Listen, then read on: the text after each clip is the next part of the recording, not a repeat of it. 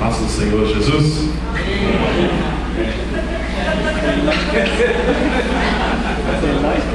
Aleluia.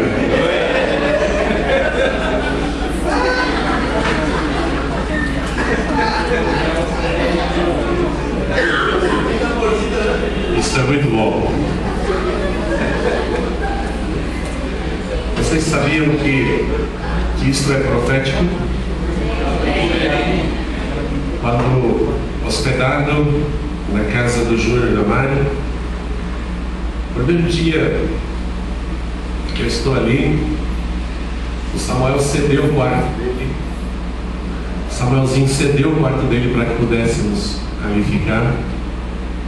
E quando ele chegou da escola, ele trouxe 3 pequenos mamões na mão. E me entregou aqueles frutos. E o Senhor falou comigo, obrigado, Elias.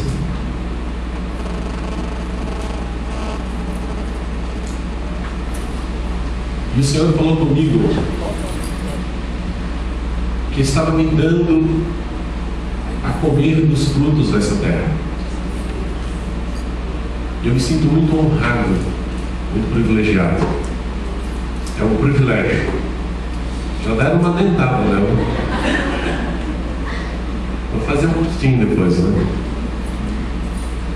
Aleluia. Isso significa que nós vamos comer juntos. Aleluia. Amém ou não amém? Amém. Eu quero orar com vocês para darmos continuidade aqui que o Senhor tem para nós. O telefone está falhando um bocadinho. Vai dar para arrumar, né? Vamos lá. Aleluia. Vamos orar.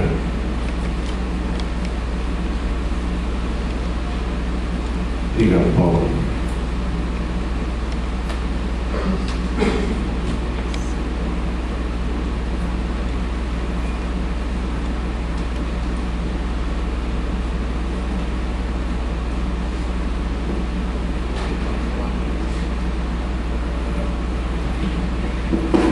Vamos curvar a cabeça e vamos orar.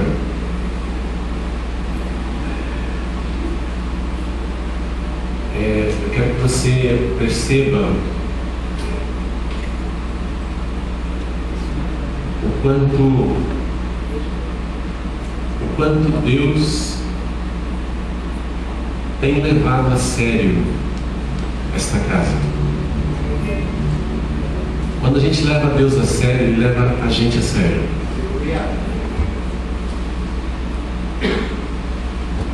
Todos os dias a gente tem ministrado sobre uma batalha invisível que ocorre contra a igreja, contra as famílias, contra os nossos ministérios. E esta luta, ela é pela mente. E a gente tem falado o quanto ela é vulnerável. Temos que cuidar de levar a nossa mente cativa à obediência de Cristo. Não deixar a nossa mente ser ocupada com outras coisas, senão com as coisas lá do alto. Porque um vacilo que a gente der, nós podemos sucumbir, podemos cair. E eu tenho observado vocês todos esses dias. Não que eu venha para esta cidade de Blumenau como um espia, como um olheiro, mas é que estamos envolvidos em um projeto que não é humano. Quem plantou essa ideia de igreja foi Deus. E é algo muito sério, porque diz respeito à vida eterna das pessoas. Muito sério. E todo o nosso cuidado nesses dias é também com seriedade. Embora temos momentos para descontrair, quebrando toda a religiosidade, como foi feito agora, mas entendendo o quanto Deus espera, Deus sonhou com este momento. Deus sonhou com este povo, com esta casa. E dentro de mim há uma ebulição. Era como se eu estivesse gerando algo por vocês. Todas as noites estão assim. E a gente vem cuidando de revelar a vocês a razão pela qual Deus nos enviou a esta cidade. Ontem nós pedimos perdão porque foi colocada a palavra seminário. Eu achei tão forte seminário. Eu acho que eu tenho tão pouco para oferecer para vocês. Eu acho que vocês têm comido tantas palavras boas nesse culto, nesta casa. E seminário seria muito forte. Mas o Senhor nos trouxe como diácono, como apóstolo. Apóstolo é diácono. Ontem nós aprendemos que não são homens que estão no topo da pirâmide, mas são homens que são fundamentos, que fazem parte da fundação, do alicerce. São homens que Deus levantou para suportar peso. E por mais que a gente não queira perceber as coisas que estão em nossa volta, Deus está nos dando sinais para que avancemos. Deus tem se agradado. Poucos ministérios têm conseguido, no período de vida que vocês têm, de 2 anos, poucos ministérios conseguiram alcançar o que vocês alcançaram. Deus deseja reconhecer e elogiá-los, mas o Senhor quer que avancemos. Deus não quer que avancemos como uma junta de paquidermos. Deus quer que avancemos como uma equipe amadurecida, como uma equipe fundamentada, alicerçada. E o Senhor nos enviou para ajudar nesse serviço.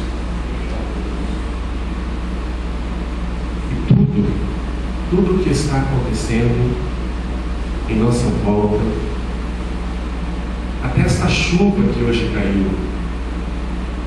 nós temos ensinado que para cada semente há um kairós de Deus. Nós não podemos plantar fora do tempo. Nós temos que estar preparados para não perdermos o tempo da nossa visitação.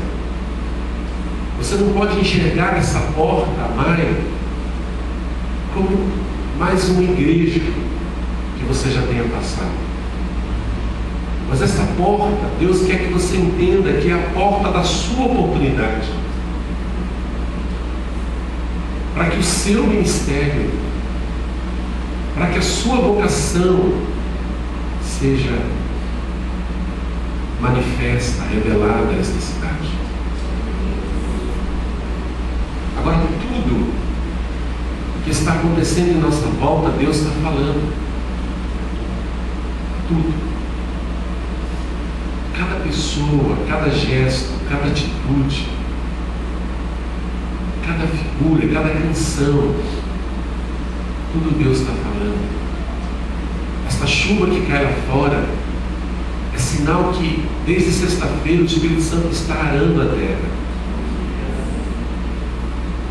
E é interessante você saber, o Espírito Santo tem nos ensinado sobre a importância da lua. Então, quando você planta na lua crescente, a planta cresce muito porque a lua é crescente, mas não dá o fruto devido. Quando você planta na lua cheia, ela nasce, mas é cheia de folhas. E você tem que plantar na lua minguante. Deus me enviou justamente na lua minguante, porque é a lua e a estação certa. Deus quer lançar sementes, porque é chegado um kairós. E Deus não quer que você termine o ano com seu fruto faltando um pedaço. Deus quer te entregar um fruto inteiro. Basta do inimigo comer parte do seu fruto. Chega. Deus quer que esta casa coma um fruto aonde não há roubo. Que o Deus de Israel, na qual estamos na presença, possa falar mais do que eu nesta noite. E que quando a gente sair de Blumenau, você esqueça o meu nome, mas que jamais você esqueça da palavra que você vai ouvir nesta noite, porque ela é eterna.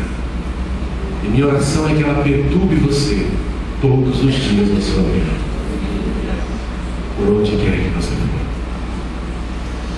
Pai, obrigado pelo privilégio de estar nesta cidade, pela honra que a gente tem recebido e que nos tem sido dada nesta cidade.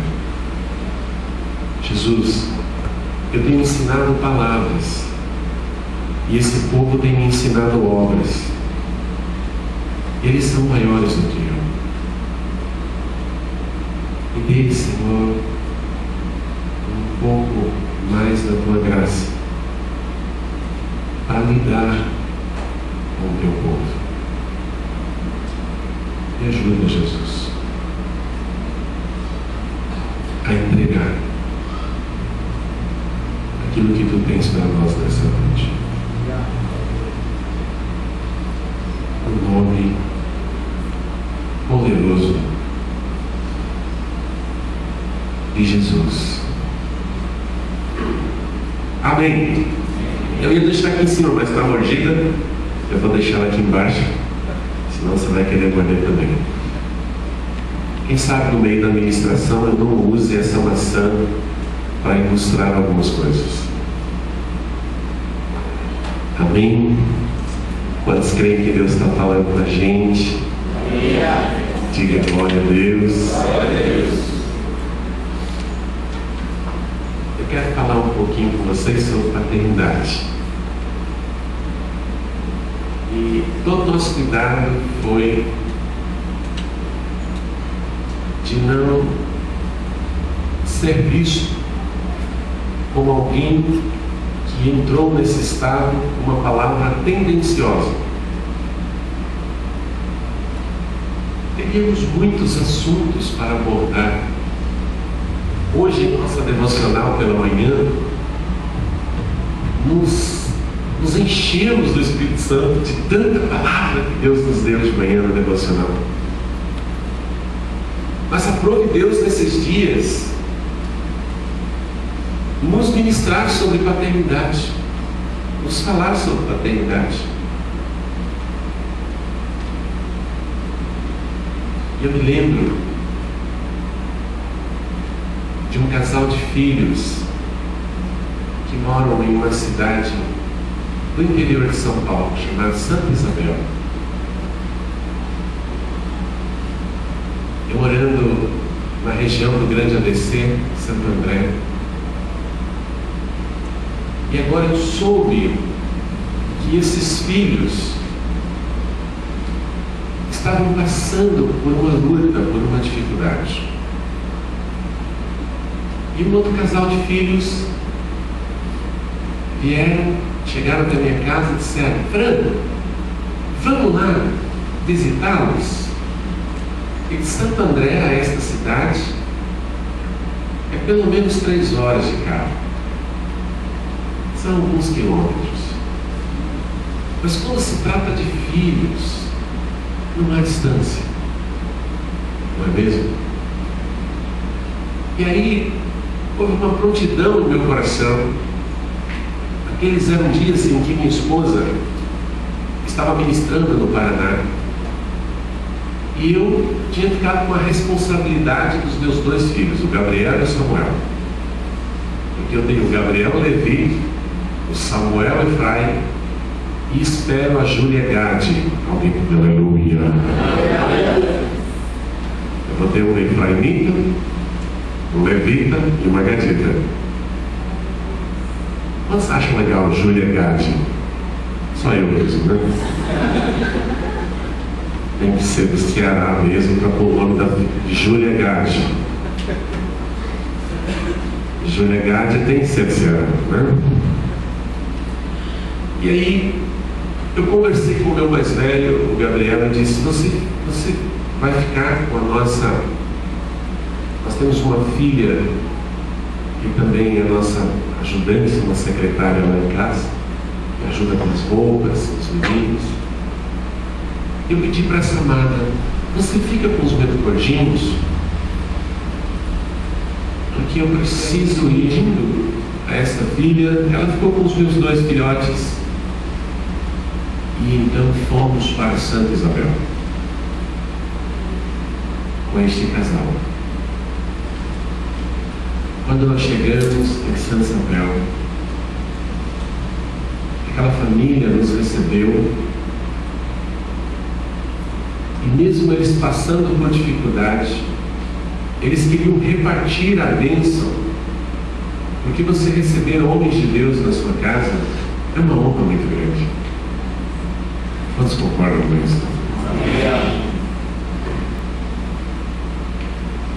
E aí, aquele casal passando por uma luta, queriam repartir aquilo que eles iam receber, e convidaram uma família que não conhecia Jesus. E nós tivemos assim a alegria de ministrar estas 2 famílias, aqueles filhos nossos e aquela família que ainda não havia se decidido por Jesus. Agora, debaixo de uma unção, aquela família convidada que não tinha Jesus, o Senhor nos deu a falar sobre um barco, né? Eu acho que você já conhece essa história. Nós estamos em um barco pequeno, diante de um mar bravio, e se não bastasse esse barco ser pequeno, ele está furado, prestes a afundar. Mas diante dos solavancos das ondas do mar bravio do mundo, e mesmo prestes a afundar, nós ainda resistimos. Mas de repente escutamos o som de um grande navio. E este grande navio é Jesus. E aí o grande navio encosta perto do nosso barquinho, e uma voz do grande navio diz: ei, salte, salte, vem para cá. Isto cabe uma decisão a cada um de nós, porque a gente já conhece Jesus, sabe que o nosso barquinho pode afundar a qualquer hora, mas a gente não quer saltar, não é? A gente tem dificuldade em reconhecer e por vezes não temos a atitude de saltar para o barco maior, que é o barco da salvação. Mas aquela família se prontificou, e eles saltaram do barquinho deles para o barco maior, o grande barco seguro. Quantos acreditam comigo que Jesus é uma arca segura? Aí quando fala de arca, alguém diz: só está chamando a gente de bicho?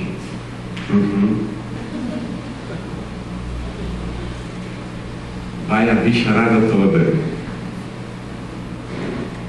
Tem lugar para todos nós. E aí, aquela família aceitou Jesus. Eles pularam do barquinho pequeno para o barco maior. E quando pessoas aceitam Jesus, há uma festa no céu. Eu fico pensando como é que vai ser lá no céu. Você chega no céu, imagine, você chegando no céu, e aí você, claro, vai correr ao encontro de Jesus, e depois que você beijar, pular no pescoço, eu fiz um pedido para Jesus. Falei: Senhor, lá no céu o Senhor permite eu ser o carregador das suas sandálias? Ele pensou, demorou dias para ele me dar essa resposta. Eu já havia esquecido. E um dia eu estava ministrando como eu estou ministrando a vocês, e o Senhor disse: eu permito, você pode carregar as minhas sandálias. E aí, depois que você fala com Jesus, você vai falar agora com Abraão. Aí eu penso que eu estou falando com Abraão aqui, e passa um camarada lá longe, e o camarada começa a acenar com a mão, e Abraão fala comigo assim: ô Franco, aquele cara está acenando com a mão para você. E aí o cara vem ao encontro e diz para Abraão assim: ei, eu estou aqui no céu por causa dele. Viu, Abraão? Foi ele que falou de Jesus para mim. Glória a Deus. Vocês não imaginam o céu, não, né? Vocês sabiam que o povo de Deus tem que ser igual a girafa, corpo na terra e cabeça no céu? Quantos aqui imaginam o céu? Poucos. Achei que fosse mais. Acho que essa semana a gente tem que pensar um pouco mais a respeito de Deus e a respeito do céu. Não é? Agora imagine que pessoas vão te abraçar lá no céu e vão dizer assim: cara, se não fosse você, eu não teria chegado aqui. O gato comeu a sua língua, ou você diz aleluia? Diz: aqui pode dizer aleluia, glória a Deus. Você acha que vai ter pessoas lá no céu que vai interromper a sua fala, talvez com Moisés, com Elias, e vai dizer: ó Elias, foi ele, foi ela. Então há uma alegria, porque o céu para algumas pessoas parece utopia, parece coisa para gente louca. Mas na verdade a pregação do Evangelho é loucura mesmo, não é? E aí veio uma alegria no nosso coração, porque a mãe, o pai e 3 filhos aceitaram Jesus. Pularam do barquinho pequeno para o barco de segurança chamado Jesus. E aí eu voltei para Santo André, já era tarde, e houve uma empolgação tão grande com aquele fato, com aquele episódio, com aquela cena, com aquele dia, que eu esqueci do horário, que a moça que cuida da minha casa precisava ir embora, e ela estava com os meus filhos lá, e eram 3 horas de voltar, para voltar para Santo André. Mas havia uma alegria dentro do carro. Nós estávamos felizes, porque vidas haviam se convertido. Glória a Deus. Se vocês pegarem Lucas 15, não precisa abrir, só preste atenção aqui, daqui a pouco vamos pedir os textos, eles vão sair lá no Data-Show. Ninguém mandou você nascer numa igreja high-tech, amém? Amém ou não amém? Amém. Se você pegar Lucas 15, você vai ver, versículo 1, você vai ver Jesus descendo com uma pequena multidão de pecadores e publicanos e pecadores. E o versículo 2 já está lá. Jesus se encontra com os fariseus e os escribas, e eles estão reclamando, sabe? Escribas são os doutores na lei. Os fariseus é aqueles que gostam da palavra escrita. Jesus consegue unir fariseus, saduceus, essênios, publicanos. Jesus consegue unir essa raça.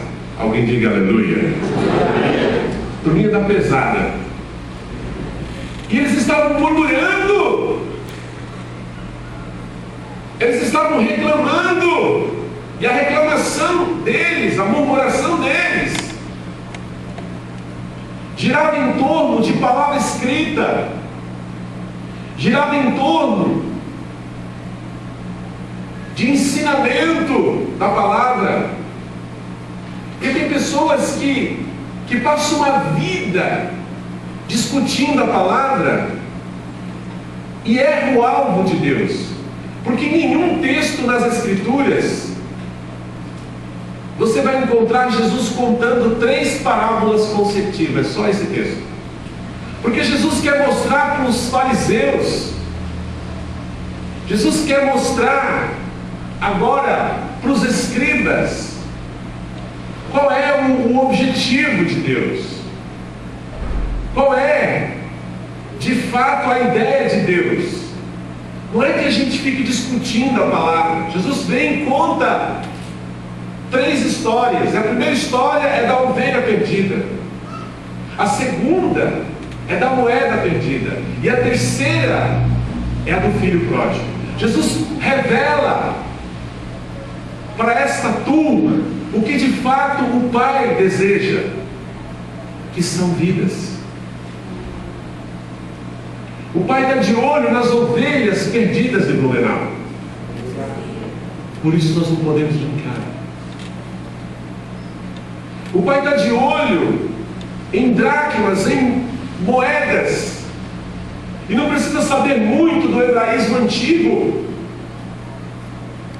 para entender que essa dracma que essa mulher procurava, ela não procurava por causa do valor econômico, valor numérico. O costume do hebraísmo antigo ensina que essa dracma ela ganhou da mãe dela quando ela se casou, e ela precisava passar essa dracma para sua filha quando ela se casasse. Era como um ato profético para dizer: não faltará sobre a tua casa recurso.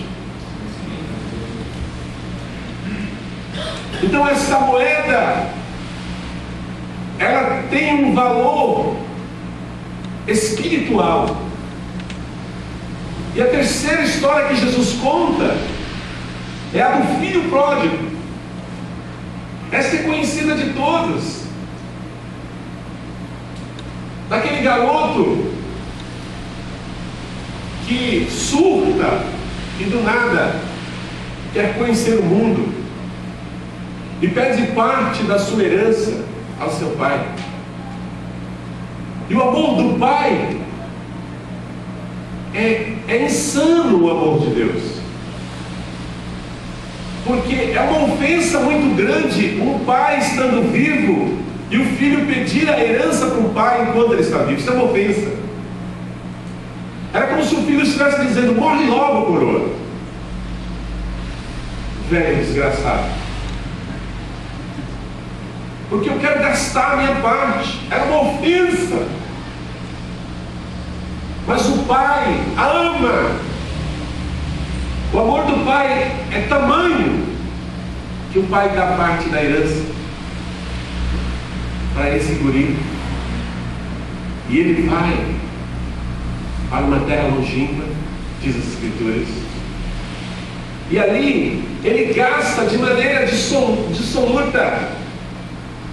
Ele gasta com as meretrizes. Ele gasta com as coisas vil desse mundo. E quando este moço pensa em voltar, ele ainda não conhecia o amor do pai. Ele quer voltar porque acabou o dinheiro. E agora ele pensa em comer a comida dos porcos. E ele pensa que se ele voltar para a casa do pai dele, ele pode comer melhor, porque os funcionários da fazenda do pai dele comiam melhor. Então ele quer voltar, não é porque ele se arrependeu, ele quer voltar por causa da comida. Tem muita gente voltando por causa de coisas, não porque ama o pai. Mas quando ele chega na porta da fazenda, a Bíblia diz que o pai estava esperando ele. E o amor do pai é insano, é louco. E quando o pai avistou aquele guri de longe, a Bíblia diz que o pai correu ao encontro dele. E quando ele viu o pai dele correndo ao encontro dele, ele conheceu o amor do pai. E ele se arrepende e diz: eu pequei contra ti e contra o céu. Não sou digno de ser chamado teu filho. Ele conhece o amor do pai.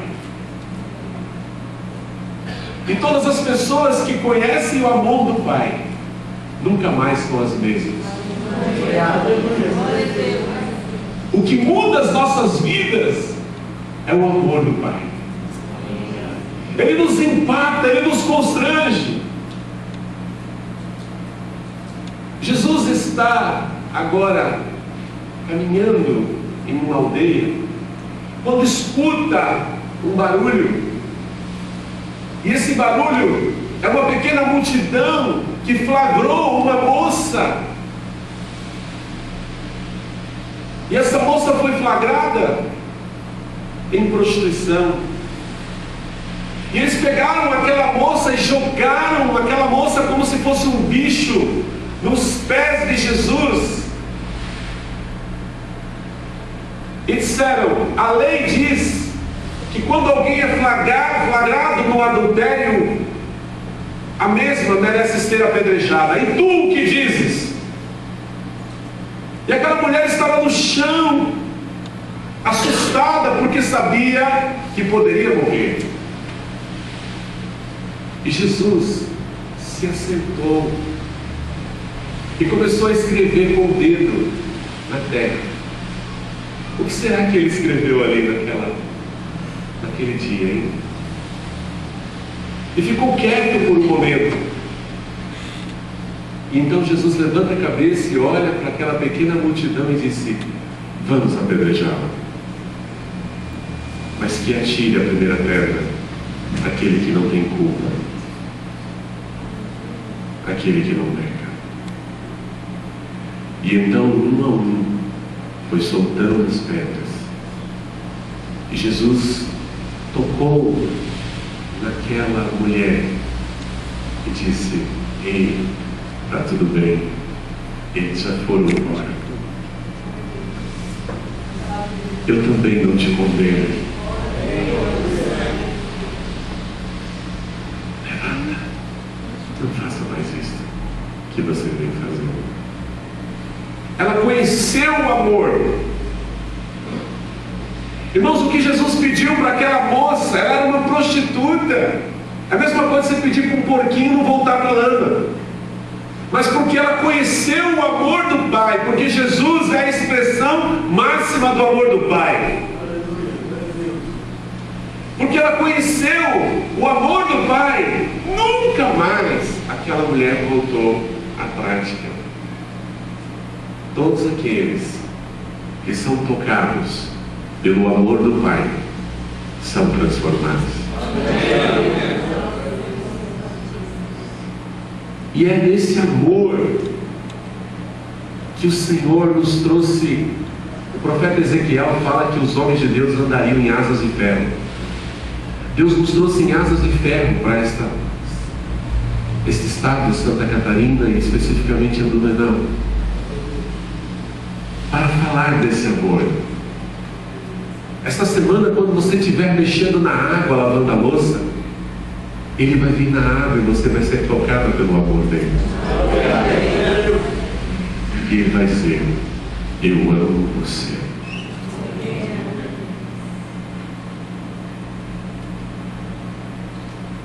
Eu te amo.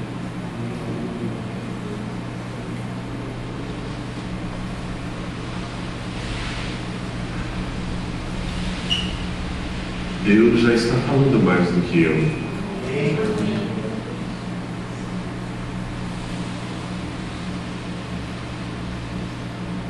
Essa é a sua noite. É a noite mais importante da sua vida. É a noite do novo nascimento. Amanhã, quando você acordar, o som dos pássaros vai ser novo. Os carros, você terá a experiência do novo nascimento.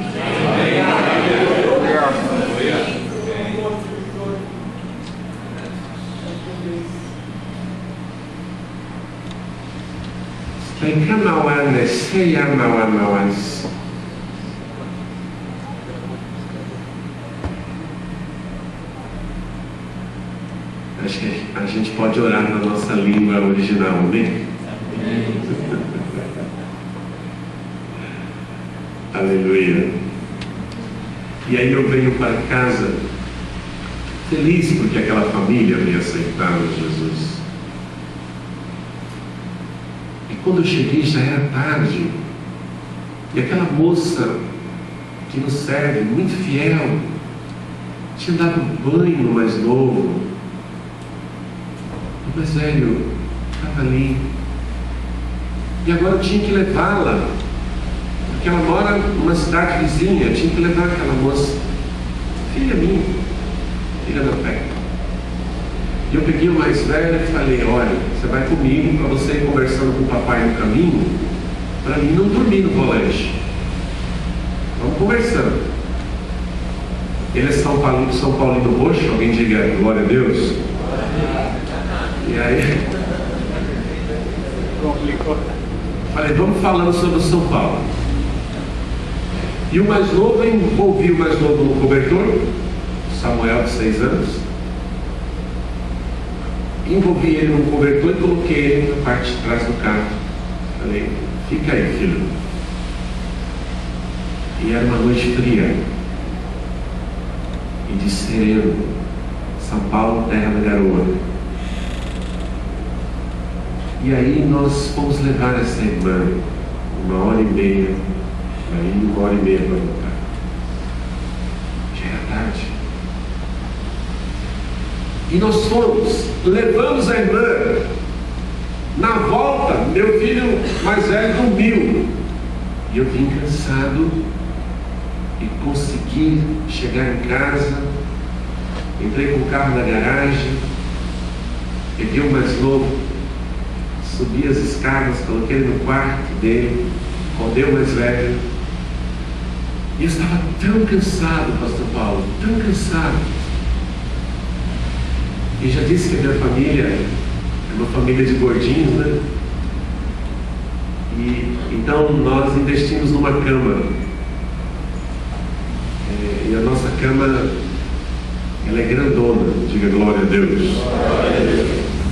E minha esposa estava no Paraná ministrando. Os meninos no quarto dele, eu tinha aquela cama enorme só para mim, eu cansado. Eu vou contar um segredo para vocês.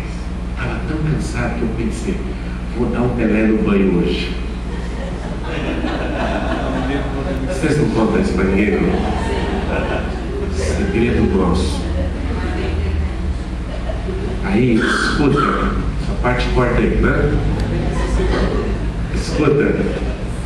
E aí eu entrei no quarto, tão cansado. Percebi que os meninos já estavam dormindo, ambos. O menor já subiu dormindo. E aí eu deitei naquela cama, com a roupa, como se estivesse assim.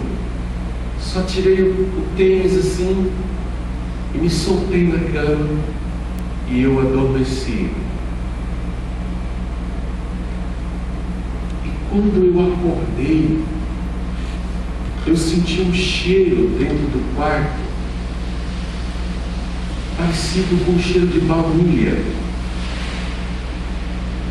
Aí a minha cabeça pensa, é a minha filha que está fazendo um bolo lá embaixo. Só que não lembrava que eu tinha levado ela. E aí, quando eu lembrei que eu tinha levado ela, eu me sentei na cama. Quando eu me sentei na cama, eu vi o Eterno Senhor de costa para mim, fazendo algo em um fogão. E eu vi Jesus sentado numa mesa muito calmo, e o Espírito Santo pondo a louça no café. E quando o Espírito Santo viu o que eu vi, ele sorriu para mim e disse: o Pai está sempre fazendo algo de bom para nós.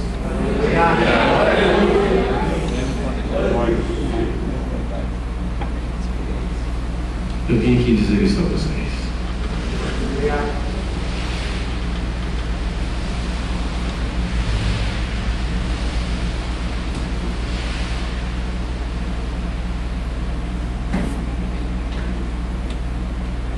Mas essa é uma história,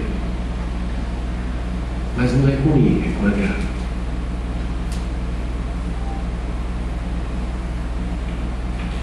Eu quero começar lendo com vocês.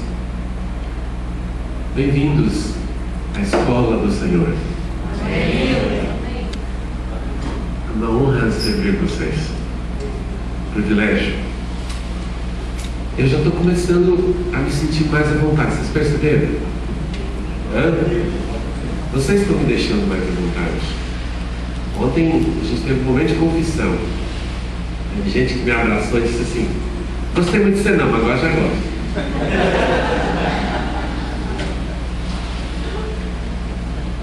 Aleluia!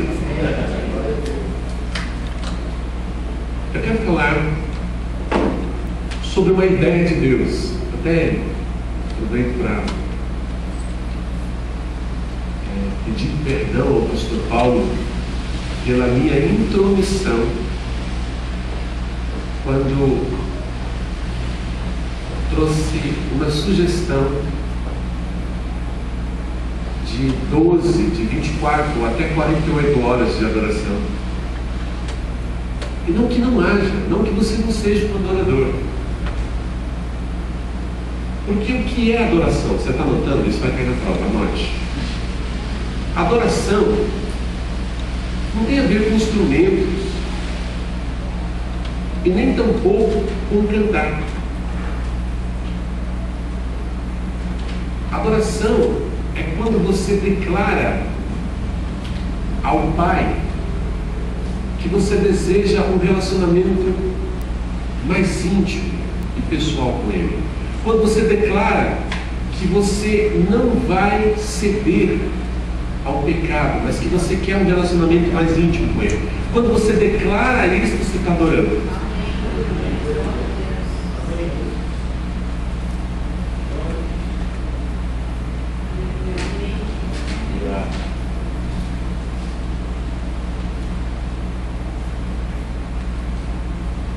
E Deus busca adoradores. Pessoas que querem declarar no ano de 2013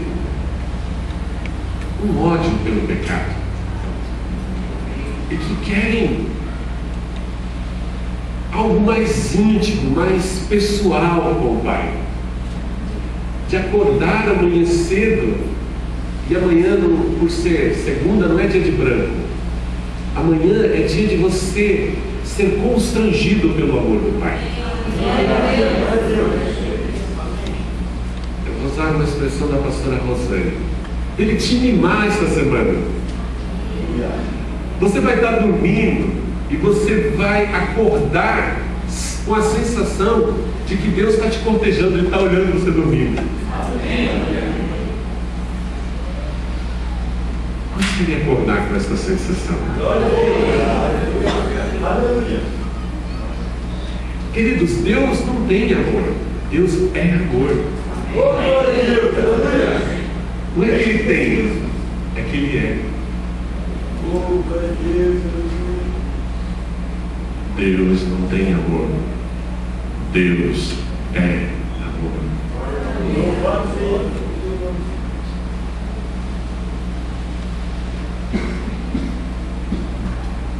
E Ele vai te cortejar essa semana. Você vai sentir alguém dentro do carro, junto com você. Isso não tem a ver com visão periférica. Você olha assim, você fica com medo, não é demônio, não. Essa semana é diferente. É Senhor.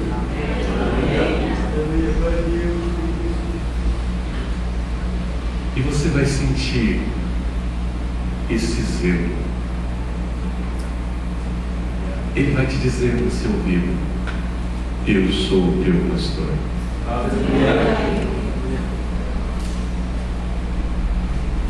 E talvez você teve uma infância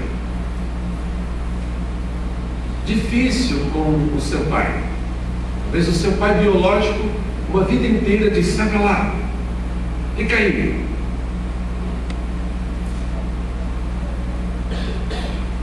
Mas essa semana você vai ouvir Jesus falar: vem pra cá.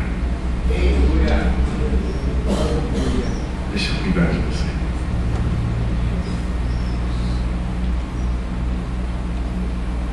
Quantos acreditam nisso?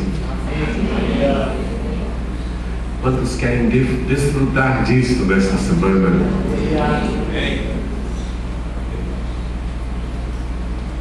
Precisamos sentir o amor do Pai. Jesus ensina uma oração aos seus discípulos, e a oração é essa: levanta a sua mão direita para o céu, levanta a sua mão direita para o céu, e carinhosamente você vai mexer a mão, e quando você mexer a mão, você vai dizer: Pai Nosso, Pai Nosso. O que Ele é? Pai Nosso.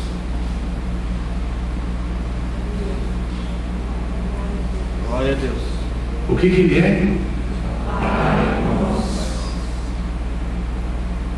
O que Ele é para nós? Pai Nosso. Aleluia, glória a Deus.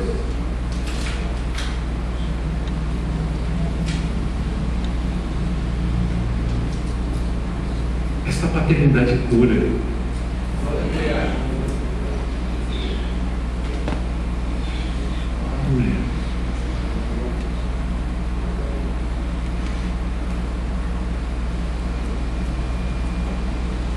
Precisamos, nesta semana, ser visitados por este amor. O amor do nosso Pai. Amém?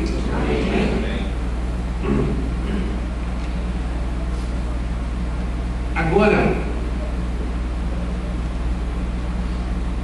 há homens que Deus levanta e Deus dá a esses homens o exercício paterno. Isto é um privilégio muito grande. Eu quero ler com vocês no livro de Malaquias. É o último livro do Velho Testamento.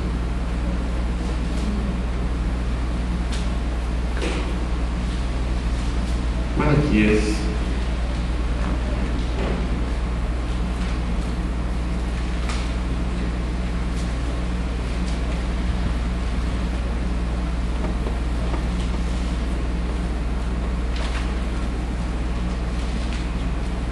Vamos lá.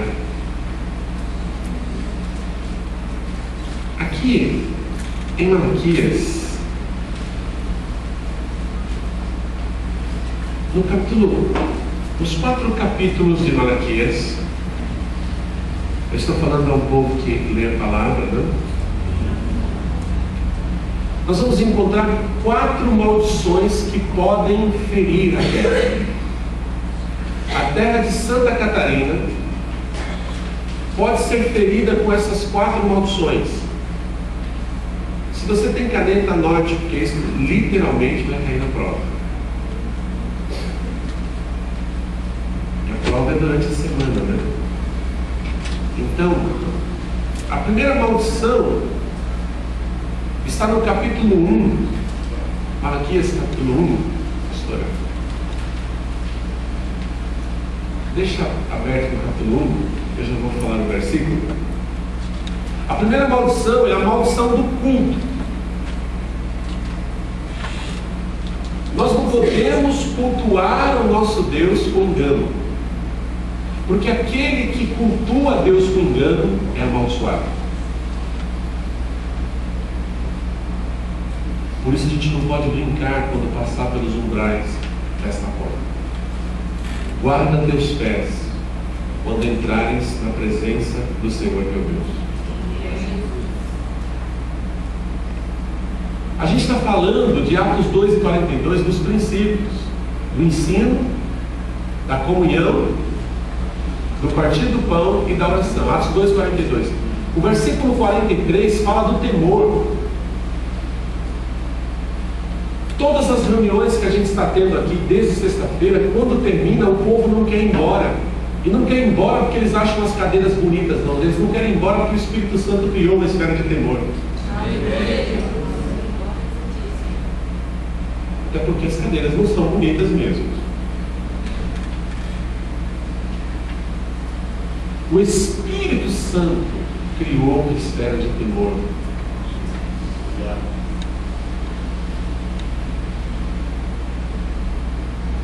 Tem que haver temor. O temor, numa linguagem técnica, é um medo bom. Tem o medo ruim e o medo bom.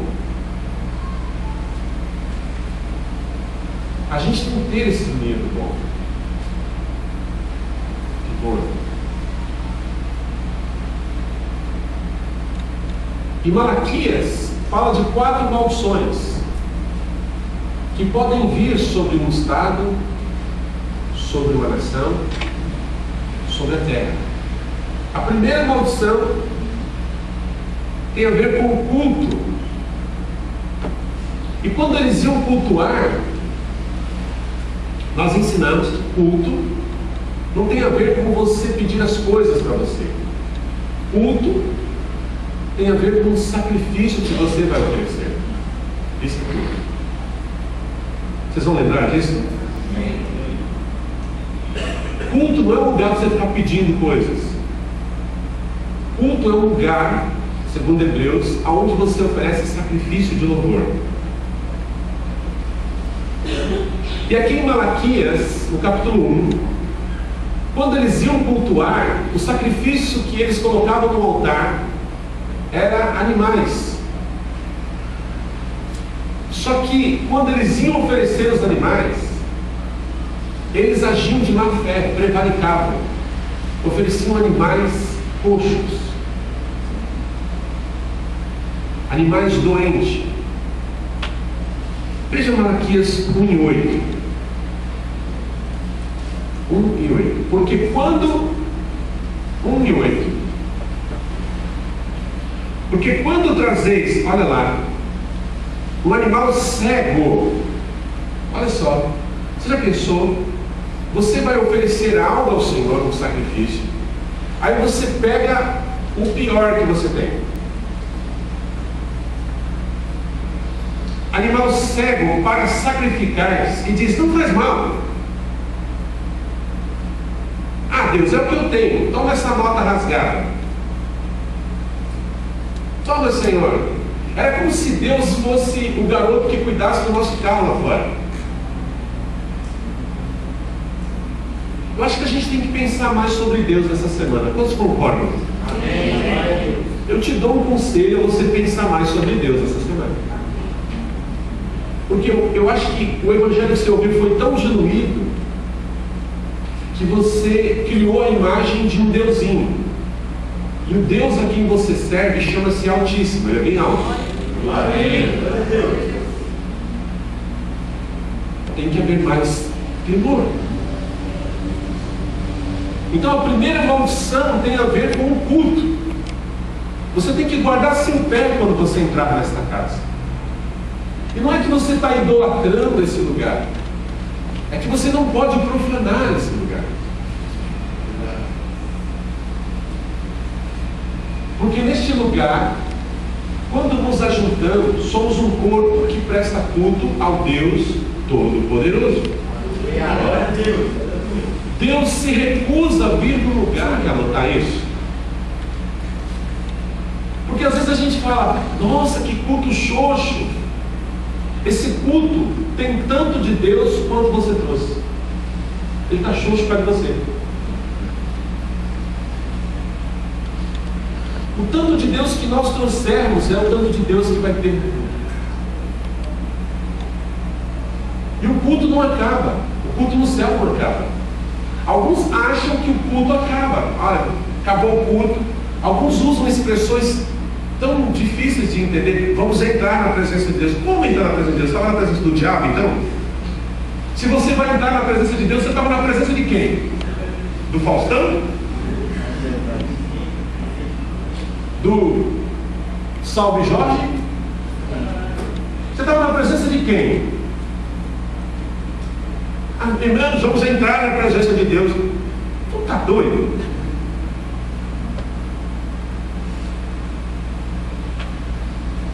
Então nós passamos a semana na presença dele. E quando nós nos reunimos, nós só expressamos a reverência que temos a ele durante a nossa semana. Porque os seus olhos estão postos sobre todos os justos na terra. Agora, quando vamos oferecer, a gente diz: não faz mal. E o Brasil não está sofrendo fome de igreja. Numa calçada tem 4 igrejas. O Brasil está com fome da palavra viva. Sofremos de inanição.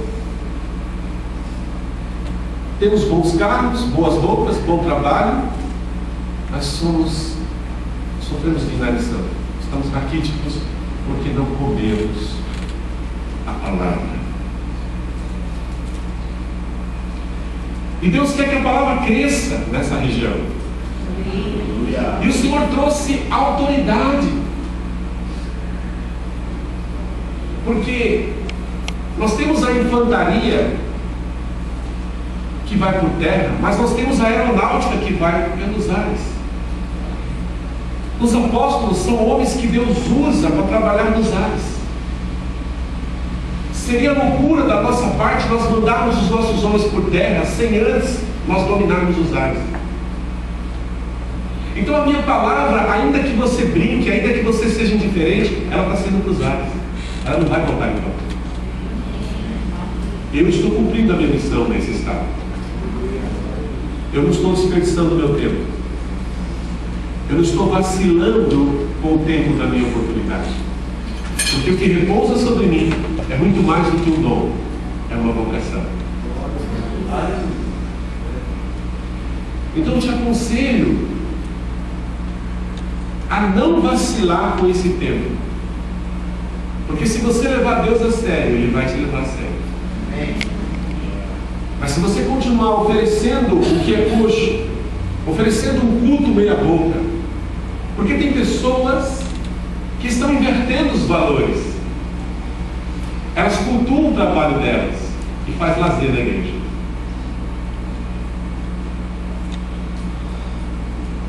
E eu te aconselho a não cultuar o seu trabalho e a não fazer lazer na casa de Deus.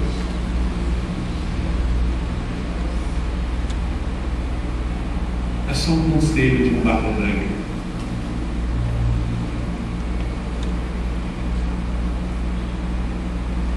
Porque Ele merece o nosso melhor. Quantos aqui poderiam dizer isso? O Senhor merece o meu melhor. Eu me lembro de uma história de mamãe. Mamãe, minhas irmãs trouxeram um tapete novo para minha mãe. E minha mãe pegou aquele tapete novo e ficou feliz e disse: agora eu posso levar esse mais usadinho para a casa de Deus. Aí o Espírito Santo falou: eu recebo o mais usadinho. Ela disse: não, eu te dou um novo.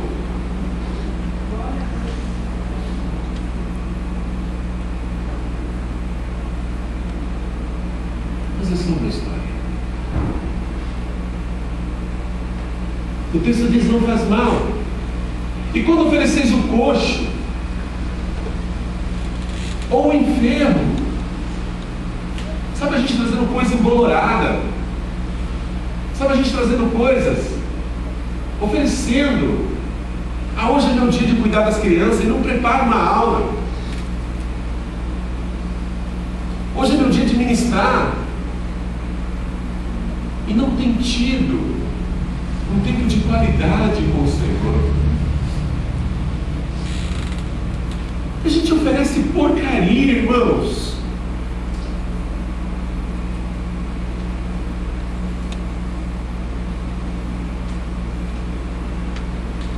Aí diz: não faz mal trazer o enfermo, não faz mal trazer o cego. Aí está ali: ora, apresenta-te ao teu príncipe, apresenta-te ao prefeito da cidade, ao governador ou à presidenta dessa nação.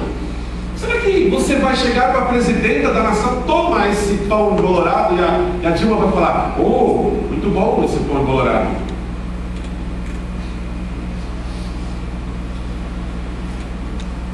Será que ela vai ter agrado em ti? Ou aceitará Ele a tua pessoa, diz o Senhor dos Exércitos? Será que vai aceitar? Será que você teria coragem de dar o que você dá para mim, para tua mãe, para o teu pai?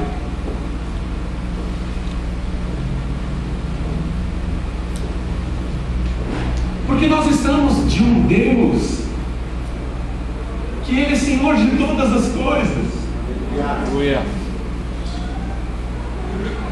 Vocês podem comigo perceber a dimensão do nosso Deus? Quantos podem dizer uma palavra reconhecendo a sua majestade, o seu senhorio? Levante a sua voz e declare uma frase, uma expressão que possa revelar a sua adoração, o seu reconhecimento. Eu vejo que a igreja está cheia de cristãos ateus. A igreja está cheia de cristãos ateus.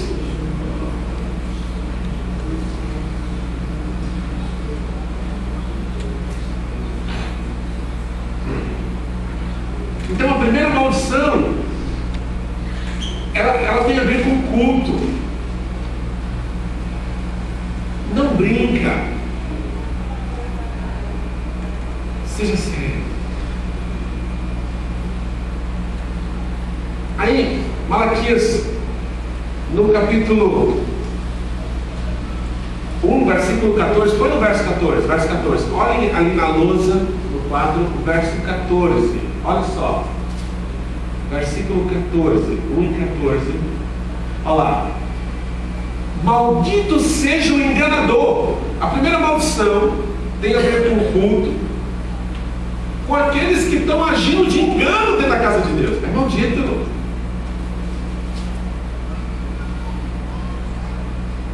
Não dá para andar com gente cheia de zica. Meu, se você quer brincar, você está no campo errado. Aqui é sério, e sério, e sério. Porque Deus não se deixa escarnecer. Ou deixa? Eu não quero, irmãos, transformar essa esfera em uma esfera de chapulildos, que a gente não tenha liberdade. Não é isso.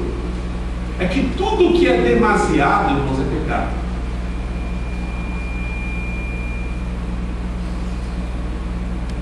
Não podemos ser demasiados. Então, ali diz: maldito seja o enganador que, tendo um animal no seu rebanho, promete e oferece ao Senhor uma coisa vil. Porque eu sou o grande rei, diz o Senhor dos Exércitos. O meu nome será tremendo entre as nações. Alguém diga aleluia. Diga glória a Deus. Então a primeira maldição tem a ver com o culto. Chacoalha a pessoa que está do teu lado e diz para ela assim: olha, quando estamos juntos. De novo, diga: quando estamos juntos, é manifesto o poder de Deus e a autoridade de Deus. Quando estamos juntos, há poder e autoridade no nosso Deus. É uma bênção. Fala, é uma bênção cultuar a Deus no seu lar. Amém? Agora, a segunda maldição, ela tem a ver com os sacerdotes que anunciam a lei do Senhor, que anunciam a palavra do Senhor com usura. O que é usura? São homens que estão pregando a palavra por causa de dinheiro. Usura, dinheiro. Malaquias capítulo 2, versículo 1. A Bíblia diz que Deus amaldiçoa a bênção que sai da boca desses sacerdotes. Olha lá. E agora, ó sacerdotes, este mandamento vos toca a vós. Se não ouvirdes, se não propuserdes no vosso coração dar honra ao meu nome, diz o Senhor dos Exércitos, enviarei maldição contra vós e amaldiçoarei as vossas bênçãos.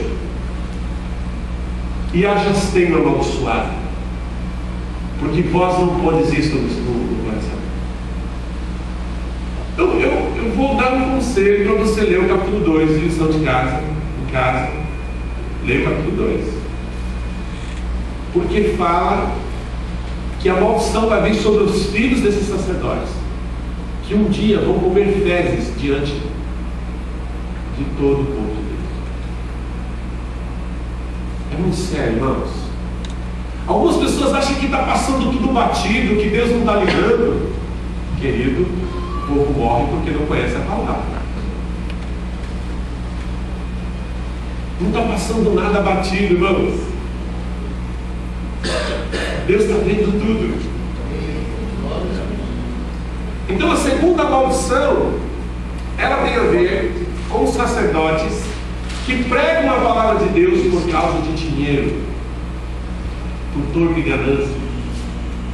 Homens que eles estão aos domingos nos cultos, recebem o salário da igreja, mas já abandonaram o seu posto porque perderam a convicção. E Deus não quer que você termine esta pequena fala, que eu não chamo de seminário. Deus não quer que você perca a convicção da sua vocação. Deus não quer que você saia do posto que Ele lhe colocou. Se Ele lhe chama sacerdote, não vacile com isso. Se você é um sacerdote do altar, não vacile com isso. Não brinque com isso. Porque isso pode acarretar em maldição sobre sua vida e seus filhos. E esta casa nasceu porque Deus tem um plano para esta casa, que é preparar líderes para uma próxima geração. E nós não vamos passar fogo estranho para os nossos filhos.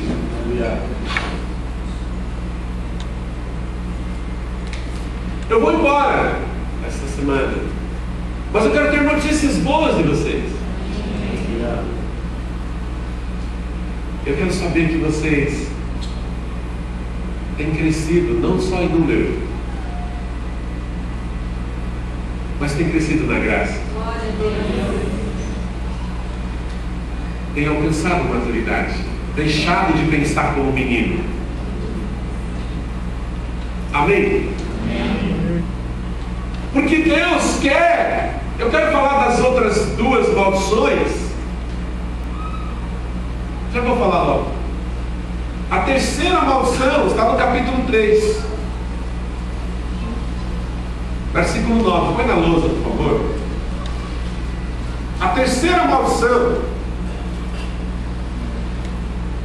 com maldição sois amaldiçoados, porque me roubais a mim, vós toda a nação. E aonde que roubamos? Roubamos nos dízimos da casa do tesouro. Roubamos. E não tem mantimento na casa do Senhor. Nós vamos aprender. A Bíblia diz que o sacerdote não come do dízimo. A Bíblia diz que o sacerdote come da primícia. A igreja não sabe o que é primícia, porque ninguém ensinou.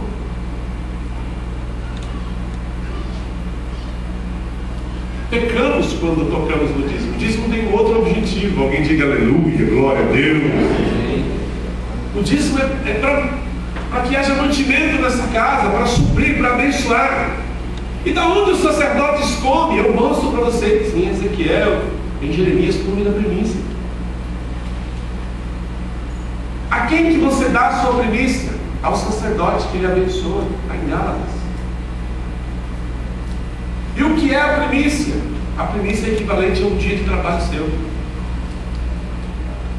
Quanto você ganha por dia? Essa é a sua primícia. A quem você dá? Ao sacerdote que lhe cobra. E quando você entrega a sua primícia, você sustenta o seu sacerdote com honra.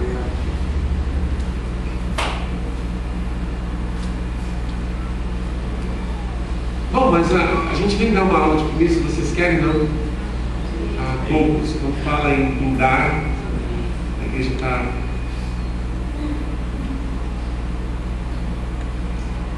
Irmãos, dízimo é algo tão primitivo. Meu Deus, acho que não precisa nem ensinar mais sobre dízimo. Amém, gente? Amém. O manto para você prosperar é: seja, honre o seu sacerdote com primícia. Faz um teste por alguns meses, para você ver se essa loucura de Deus, porque Deus tem umas loucuras, né? O nosso entendimento terreno é a gente ajuntar para ter. O entendimento de Deus é quando a gente dá que a gente tem. E quando você come a semente, você está roubando dos seus filhos a bênção, porque há um memorial. Os seus filhos vão ser pastores e eles vão sofrer porque você comeu a semente.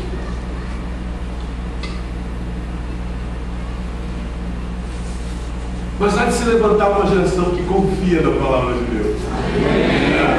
Aleluia. Que vai dizer assim: Fran, me ensina, eu quero ver esse negócio de primícia mesmo, se esse trem funciona. Porque se funcionar, eu vou aplicar isso. Quantos creem na palavra de Deus? Vou avançar. A terceira maldição está no capítulo 3. Tem a ver com pessoas que roubam. Eu fico imaginando pessoas lá no céu gritando pelo nosso nome, lá no céu, e dizendo aos patriarcas: foi por causa dele que eu cheguei no céu. Agora eu fico imaginando pessoas chegando no céu e uma sirene tocando, sirene da polícia, porque é ladrão. Uau, uau! Está roubando o dízimo. A pessoa, uma sirene.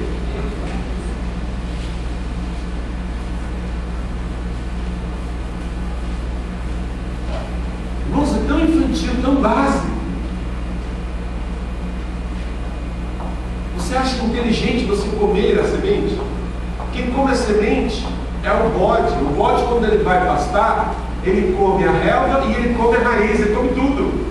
Você não é bode, você é ovelha.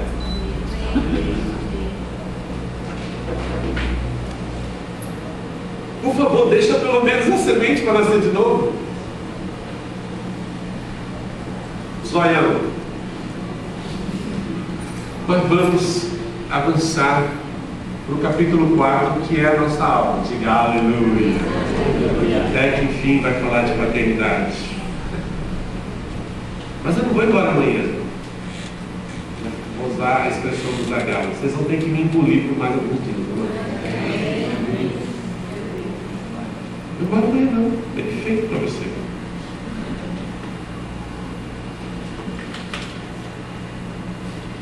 O capítulo 4 de Malaquias, aqui está a quarta maldição que pode vir.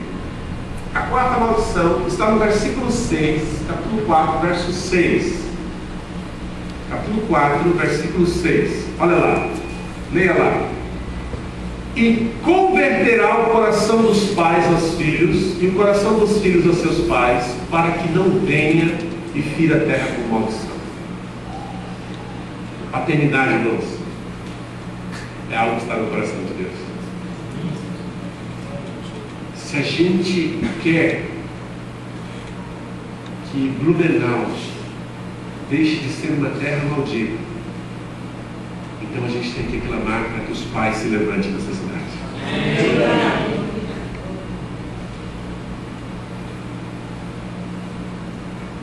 Porque ser pai é ser responsável,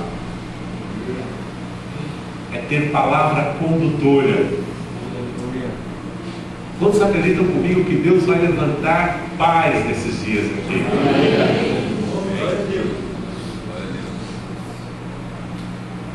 Agora você só vai ser pai quando você aprender a ser filho.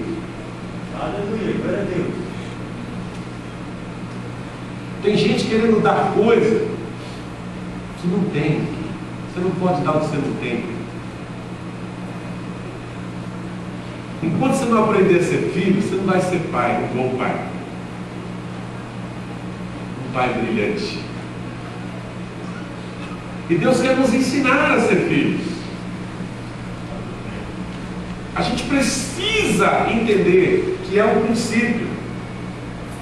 Paulo, Timóteo, homens fiéis e outros.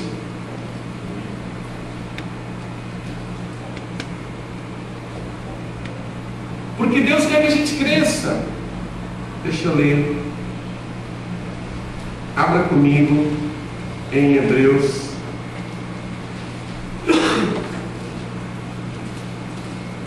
Capítulo 5.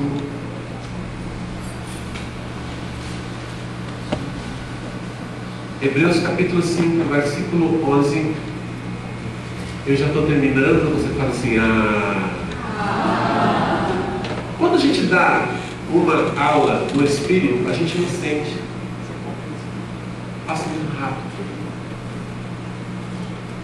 Vocês não percebem, mas é 50, uma hora de aula. E às vezes a gente escuta uma mensagem de meia hora, um beijo, acaba logo. E vocês estão há uma hora comigo e nem perceberam. Diga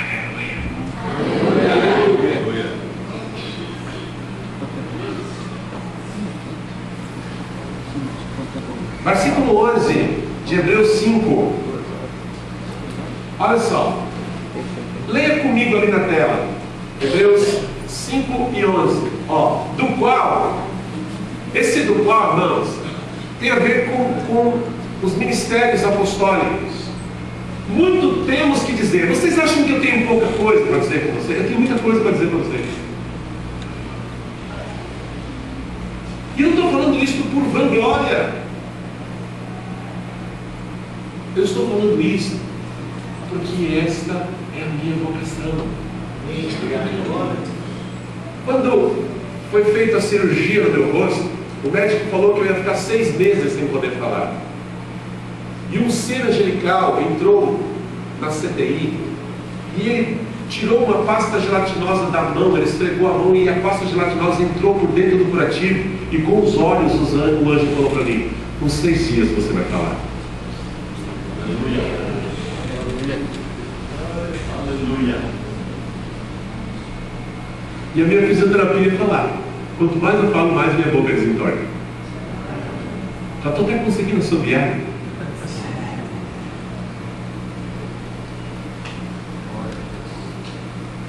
Mas é só uma história.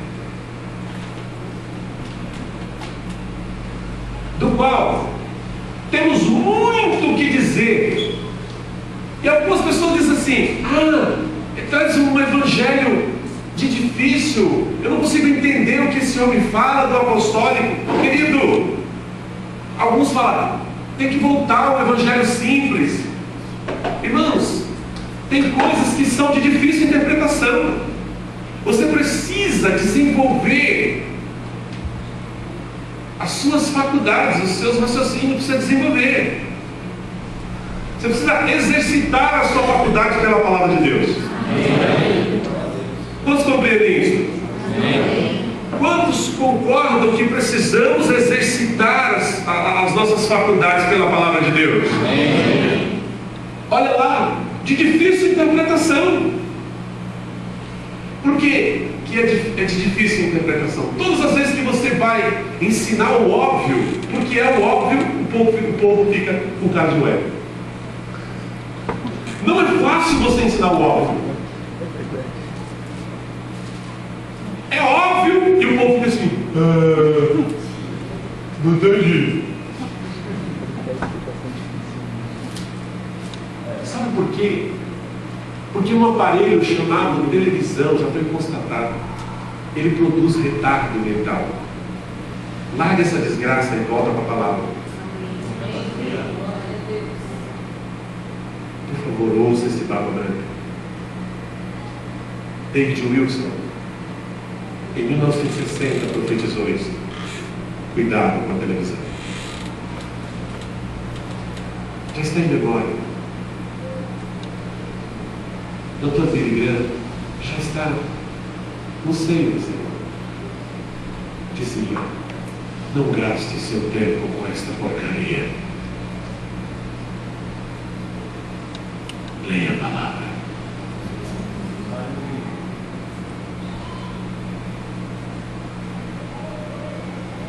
Quantos poderiam repetir comigo? É tempo de ler a Bíblia.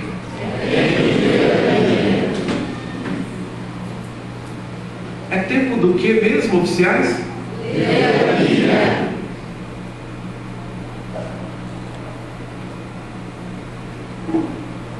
Olha só. Porquanto vos fizestes negligentes para ouvir. Irmãos, depois eu posso ler o Timóteo, que chega um tempo em que as pessoas não querem ouvir mais a verdade da palavra.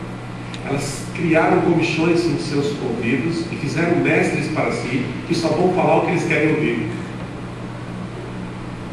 E esta casa foi levantada para pregar a palavra de Deus. Isso significa que você vai ouvir coisas que você não quer ouvir. Glória a Deus. E bendito seja o nome do Senhor se estiver doendo. E se não estiver doendo, você já morreu e não te avisaram. Versículo 12. Olha, muitos aqui já deviam ser mestres. Então escuta escondidos aqui. Não, minha igreja tem 2 anos. Tem 2 anos, mas você já tem bastante tempo de evangelho, viu, Pereba? Já no seu semestre. Viu, Mulamão? Olha lá. Porque já devendo ser mestres pelo tempo que está vacilando, que está brincando, ainda necessitais que vos torne a ensinar quais sejam os primeiros rudimentos da palavra de Deus, que é temor. E vos haveis feito tais que necessitais de leite e não de sólido alimento. Tem que dar leitinho, senão semana que vem não vem. Aí não vou vir mais, porque é um bebezão. E bebezão você tem que pôr no carrinho, pôr chuquinha. Se não for no carrinho, ele não vem.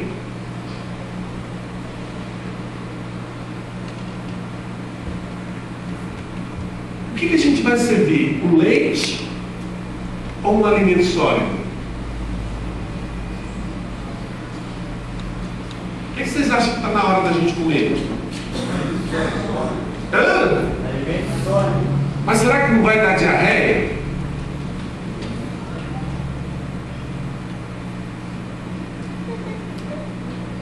Será que se a gente puxar a orelha um pouquinho mais, não vai ficar com raiva e dizer, tomara que não convide ele nunca mais?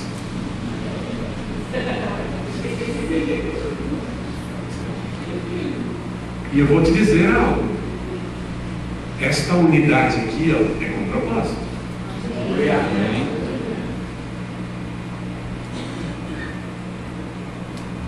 Versículo 13. Versículo 13, sobe.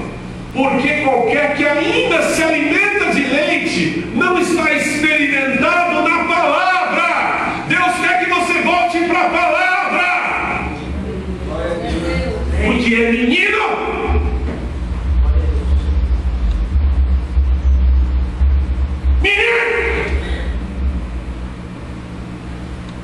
E Deus está dizendo assim: ô meu, vamos crescer, cara.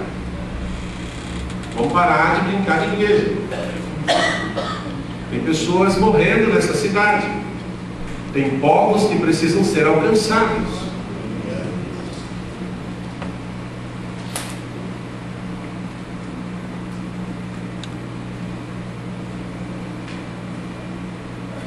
Versículo 14.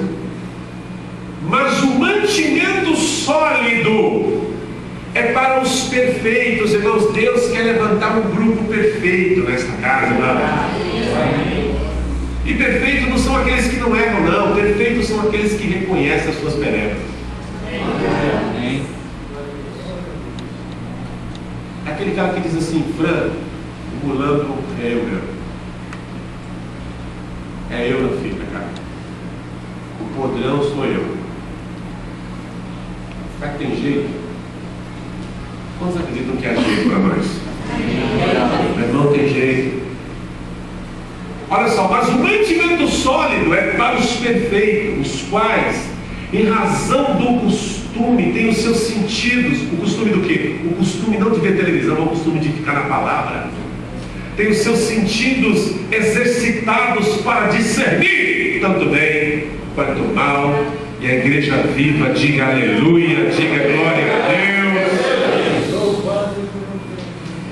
Eu quero parar aqui e diga: